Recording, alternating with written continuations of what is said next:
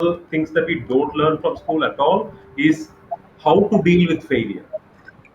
Because when somebody is the 25th ranking student at school, they are already labeled a bad student or a bad apple or not good enough for the school, needs special attention, and so on and so forth. So school definitely does not teach us how to deal with failure. But in real life, I think failure is everywhere. Whenever we try to do something, that is the definite reality that we are going to have. Yes, we can change it by working hard and so on and so forth. But how to deal with failure? How do you deal with failure, Shanuki? Whenever you are trying something new, you have tried a lot of new things, as you said. So there are a lot of things that you have succeeded in. I'm sure you have also faced some uphill battles and challenges and failures. So when that happens, I'm sure people could easily say, I told you so. So how do you deal with that failure so that you have the strength and power to try again?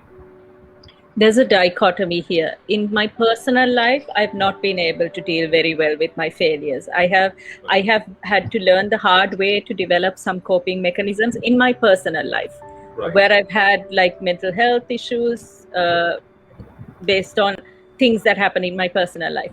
But when it comes to my professional life, I've not felt like I said, I don't know why I've never felt like something is a failure. Things have not gone the way I wanted them to, for sure.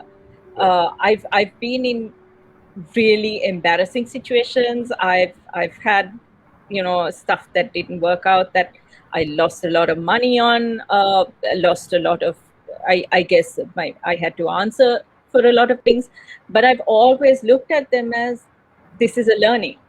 And I've never had the feeling of this is a failure, because I've tried and I know I've tried. And if I've tried, then it's not a failure. If I haven't tried, then I think, okay, that's a fail.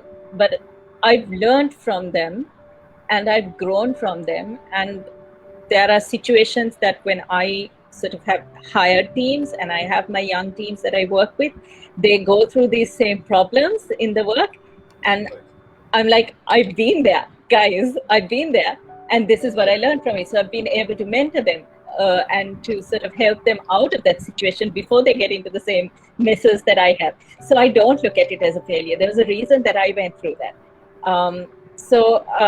But in personal life, I'm very, very bad with the whole failure thing. I've spoken about this openly. I have been suicidal on personal issues and challenges. I have a running history of depression and anxiety as a result of the fact that I didn't have the coping mechanisms. I've had to grow it. I've had to develop it on my own. Today, I've grown a thick skin where I recognize if something is toxic for me, then I back out of it, or I try not to give it too much thought so that I don't go into those dark places. But with work, I think it's also this thing of don't dwell.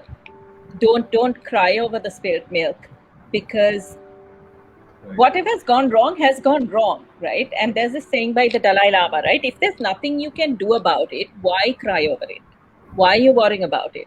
And then there's another sort of nugget that I go by. If this is not going to matter in 5 years' time, don't think about it for 5 more minutes, right? So that's also pretty good. Like something goes absolutely wrong, in 5 years' time, will you be still, affected by this?